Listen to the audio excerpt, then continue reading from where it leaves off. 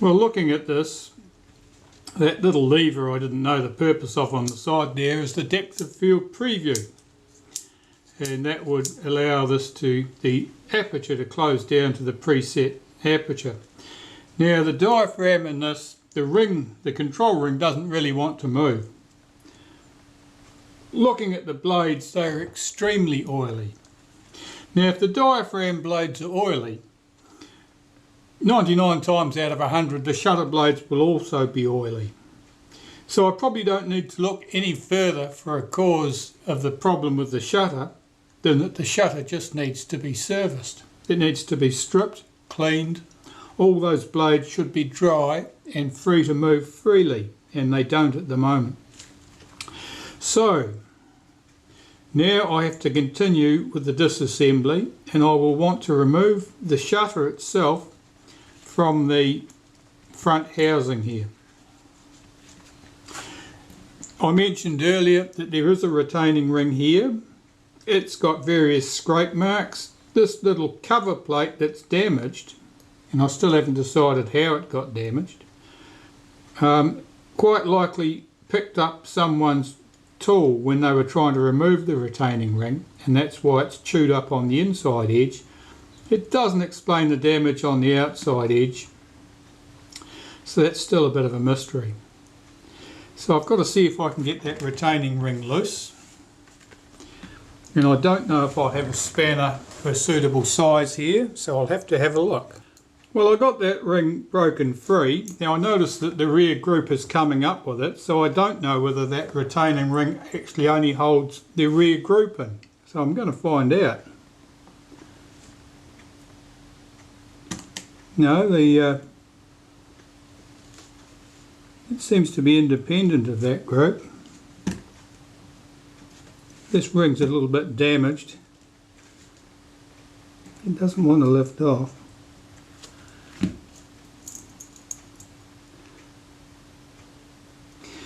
This piece here with those shields on it, that almost looks like a retaining ring of some sort too. But it may just be held in place with that one.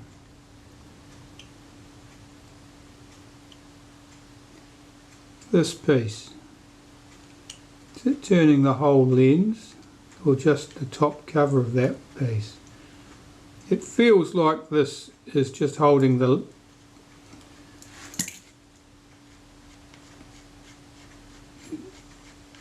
rearmost element in. We'll find out. No, that lens capsule lifted out of as a piece, and it looks fine. And this is definitely a retaining ring, and I've got clear access to it now. I'm going to put a little bit of solvent around the outside edge and find a better tool.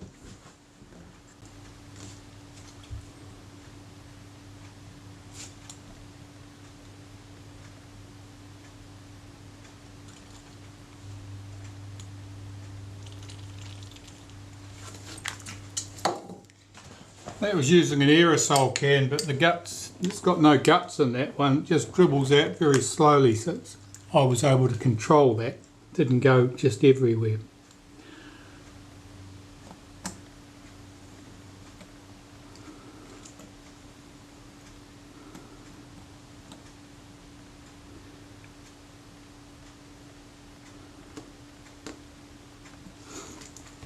Alright, it's still quite tight on those threads. I'm just going to pop a bit of solvent down there where it actually screws in. See if that loosens it.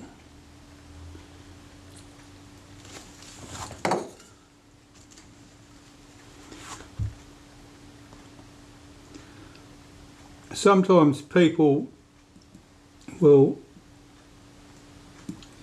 lock retaining rings in place with Loctite or just lacquer more typically. If they're over generous, it is extremely difficult to get things out again, particularly if the lacquer runs down, well down into the thread.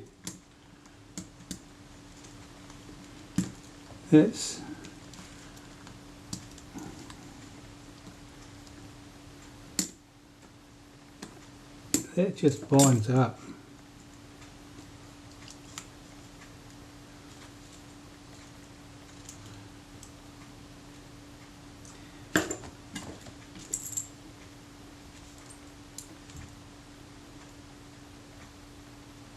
I think it might have something to do with this damaged shield here. That may also be preventing this from backing out smoothly. Certainly unscrewing, but it's not getting looser. This whole, I think I'm going to be rotating more than one piece here. Oh, right. Now I can see the cause of the damage here. This shield rotates with this retaining ring and then it runs up against that post there, and that's what's caused the damage. So I'm just going to remove that. See, someone else has had a go at this before, and now I see how they managed to damage that shield. So I'll remove this coupling here.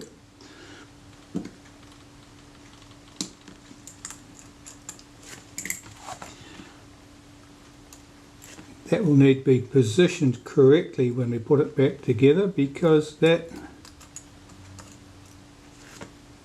is adjustable for its position. Right. So this retainer here is certainly lifting off with it.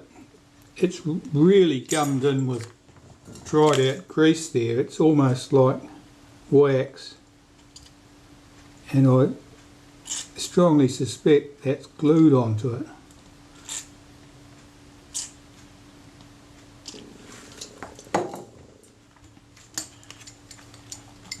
Useful tools for removing retaining rings can be something as simple as this. This is a pair of circlip pliers, and I've simply ground the tips to provide me with blade shaped ends, you might say, which will drop into retaining rings, and you can control the width quite simply in your hand with a bit of care.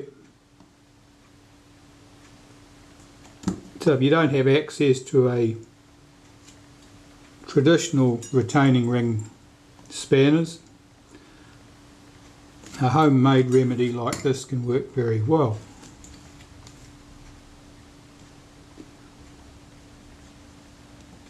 Yeah, that shield definitely wants to come up with the retaining ring. I'm not sure that it's really part of the same mechanism, or whether it's just there's just too much friction between the two. Well, I can spin that out with my fingers now. Alright, so there we have it, the retaining ring in the centre.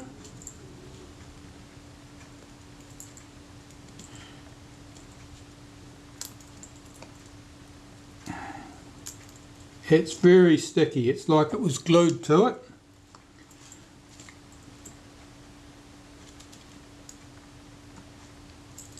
And this piece has a thread on the outside. So we had two pieces threaded in there. This threaded into the centre, and this threaded into the outside. Now because they were stuck together, that's what the problem was. We were trying to unscrew two things at once. Of course, if the pitch of the thread had been different, that would have been a very difficult process. Right, so I'll pop those to one side. They'll need an awful lot of cleaning. This lifts off, but it's connected by something. It's connected by the flash wire. The flash sync wire is running through here to the terminal. For convenience, I'm going to cut that wire and join it back later, rather than try and find the end of the wire and unsolder it.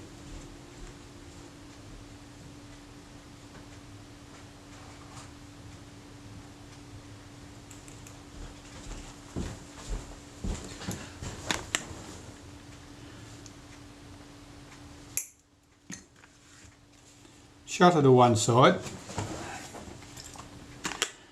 and I'll have a look at this front mechanism here, see if there are any problems with it. that shaft turns smoothly, that pinion turns smoothly, that couples to this piece here. That was the piece that was coupled to the arm here and swings across to cock the shutter.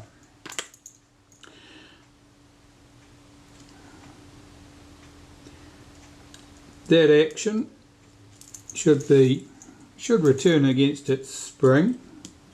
It's held. That's not in the cocked position, is it?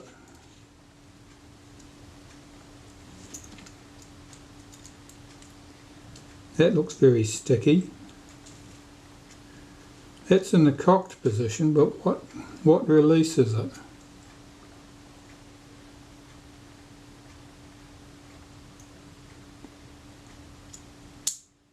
That. Alright, that part is free, it does move. We can pop that to one side. I'll deal with those retainer rings later too. Now I can see what the problem was. It brings us down to the shutter assembly here.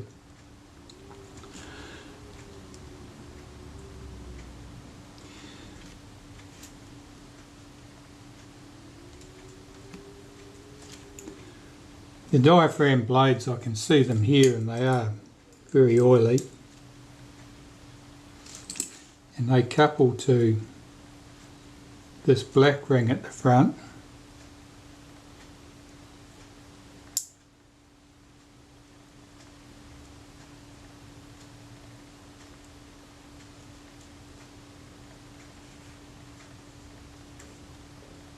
And the blades are certainly not closing down. If I hold this depth of field preview lever down, those blades should close down to the set position, which in this case is F16, and they should open up again afterwards. And they don't open up, but they are moving. But they are extremely oily. I'll see if I can get that to catch the light, and you'd be able to see the state of those blades is pretty awful.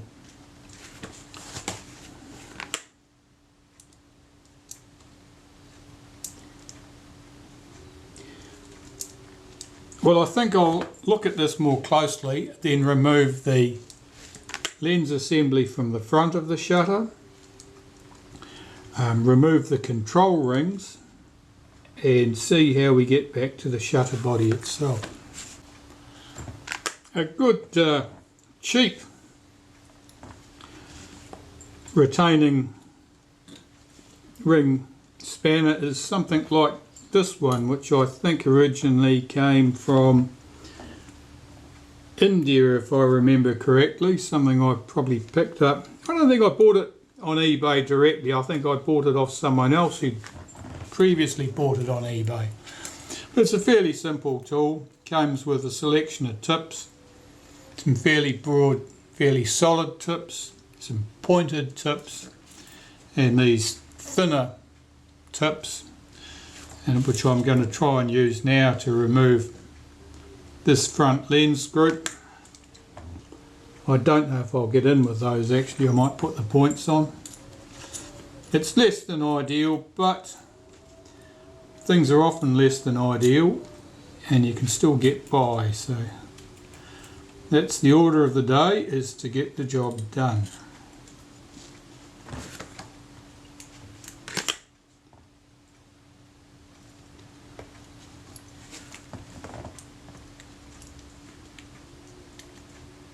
And I hope that this has not been glued or lacquered in, or no, that's good, that turned easily. Spin that lens. It's a retainer. I'm not moving the whole lens there, I'm just bringing, that's retaining the front ring. So put that to one side.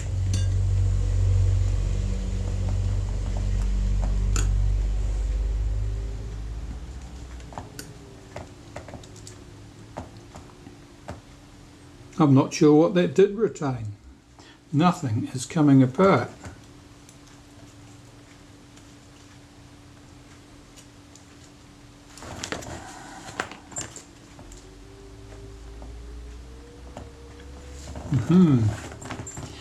Interesting. Well, that lens, I may have just held that lens in, that may be held in by friction. I need a friction tool to unscrew it.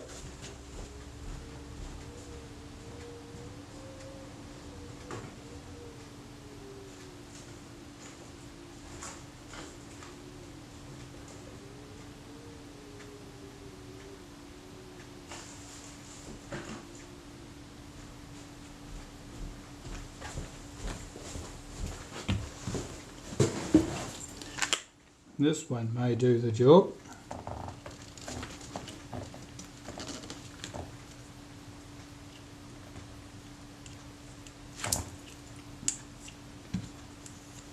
Yeah, it's definitely moving.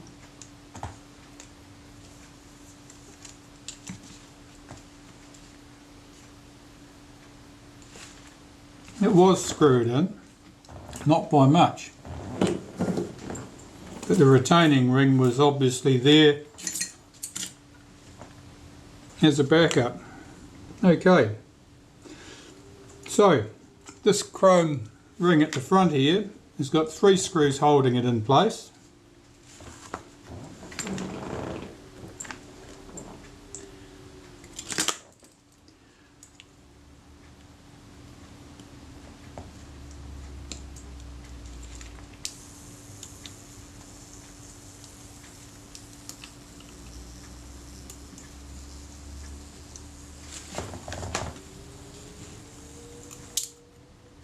Oh, that was the shutter running down.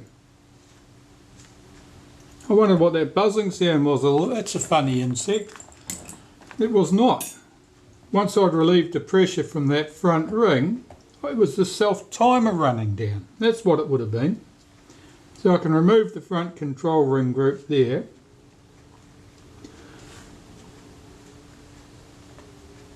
That's the aperture control there.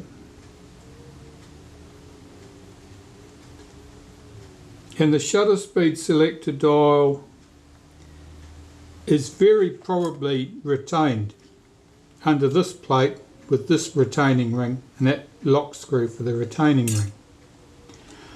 That's interesting.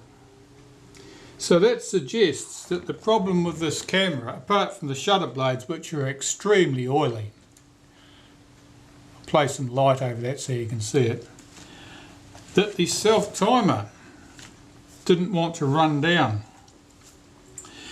The self-timer, of course, is often triggered not directly by the shutter release.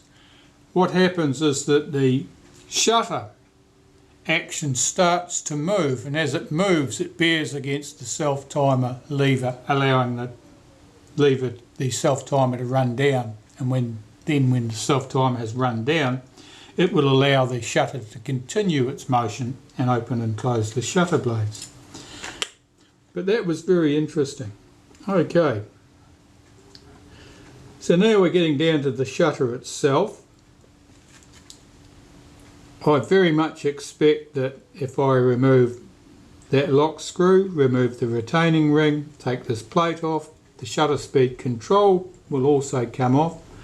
This shaft here, which couples through from the ring at the front there, presumably right at the front.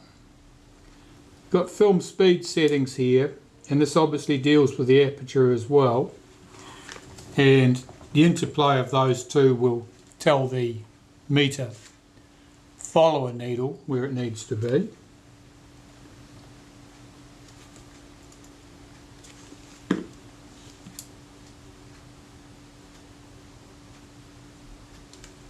Some of those settings there's no timing involved in this. On the shaft itself, it's not as though there's a position that needs to be in. The aperture setting and the film speed setting will have to be set to some predetermined place in order for that to couple correctly. Quite possibly all that can be done when putting the meter back on the camera, because the meter itself is just has a gear run to it. It's just a circular gear, of course, just normal, just standard, not some weird sector with one end and which only runs from one end of a range to another. So that should be fairly easy to position that so that the meter reads correctly at the chosen film speed and the chosen aperture and the chosen shutter speed once that's done. So deeper and deeper. The retaining ring screw, that looks a little bit chewed. It probably has been serviced before.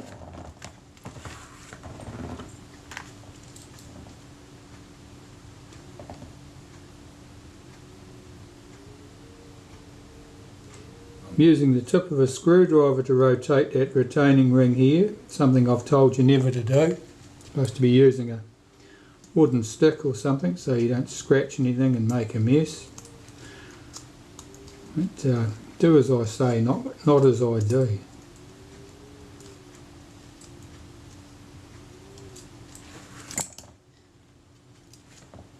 Retaining ring screw, the retaining ring,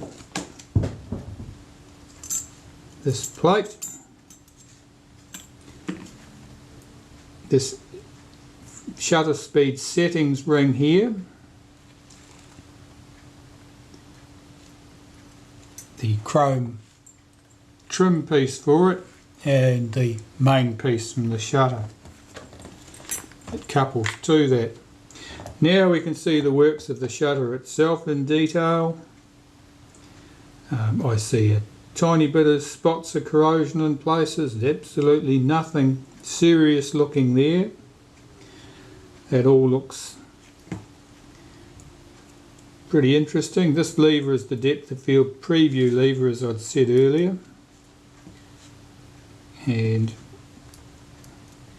we're going to tip this shutter out of the outer case here shortly. So I'm just watching to see how components fit in here and what they do. So the depth of field preview couples to this lever here. It's just sitting over it. Its spring is just fitted over this post here. I'll see if I can encourage that off. I'd rather have it off, put aside where it won't get damaged.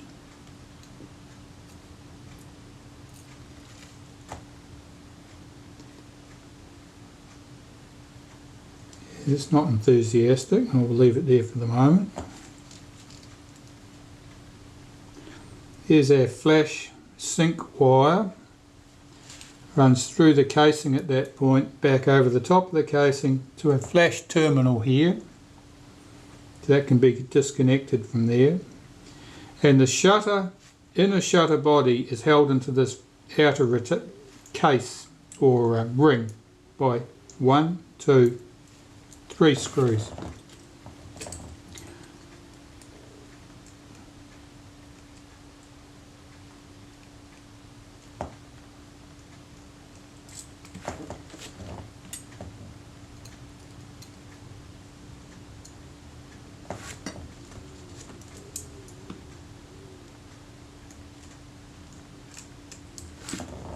Those screws are comparatively loose.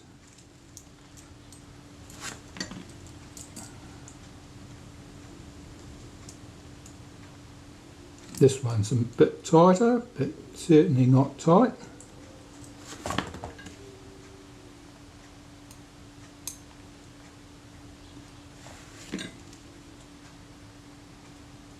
Will that case come off over the front? We'll have to go back. I think it has to go back.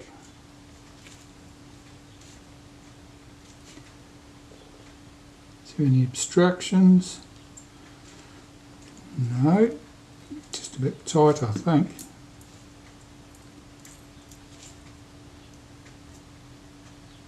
Is that lever hooked over it? Yes. Alright, so only a flash wire holding us back and down to the shutter. That spring I don't know where that came from, so that's going to be a mystery. Normally I would expect a spring like that to be coupled with a ball somewhere to give us a ball detent for something. Now there's a pattern of holes on the shutter speed ring here, and I wouldn't be at all surprised if that spring didn't sit down in a pocket somewhere or over this post even. Let's have a look at that. Sat over that post, for example, with a ball on the top of it, and that where are we? That way up, because I can see where the track of the balls was, and that a ball sat on the top of that and acted as a detent on there. Now I don't see a ball, but that's not a problem. I can find a ball for that. But almost certainly that's what was there originally. I couldn't tell you if there was a detent on that when I took the camera apart, because everything was so gooey and sticky that there was certainly no click stop to be determined. But there may well be a ball here somewhere. If there's not, I'll find one for it. I know what that part does. Okay, that's a shutter release, that piece there. So this, I will get a lot of close-up photos of this, so I can tell where all the springs and levers and bits and pieces went, because otherwise I'll be lost, because I have no service information, and it's comparatively complex, certainly on a par with the sort of shutter you would, like a synchro compor, or a probably more complex than a Prontor type shutter. Alright, okay, well I said that there was a ball that must have fallen out that formed the detent for that shutter speeds. I was wrong, because when I checked the loose parts that I had on the table here in front of me, I found that instead of what I assumed, I was looking at 4 screws which had held the outer case to the inner case of the shutter, and there was a 4th piece here which I assumed was exactly the same, but actually it's a little plunger, and that little plunger has a conical tip, and that little plunger would have sat on top of that spring in that position, and that would have provided the detents for the shutter speeds. So that was the secret there. I hadn't lost a ball. The ball was not missing. There was never a ball. So I'm just putting the retainer ring back on the shutter, just to hold that shutter speed cam ring and plate in place while I inspect the shutter, and I want to see if I can cock and fire the shutter even though it's exceedingly gooey. So I've got to discover which of these rings does the cocking action. That does the aperture, I think. Oh,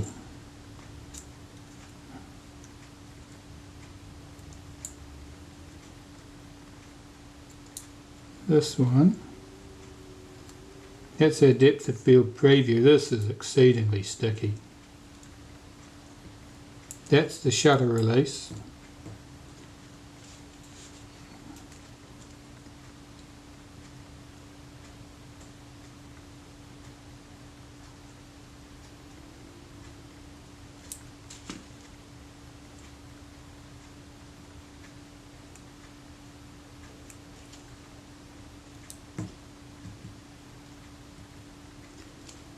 Well, I would normally expect it to be something like that big boss there. That looks like that's intended to couple to something fairly robust. That's the... oh, it doesn't want to move at all. Alright, more stuff to find out. So I will very cautiously disassemble the shutter. First I want to get this little spring off its post in one piece and undamaged. Fine springs like that have a tendency to get damaged if they're left flopping around while you're working on stuff.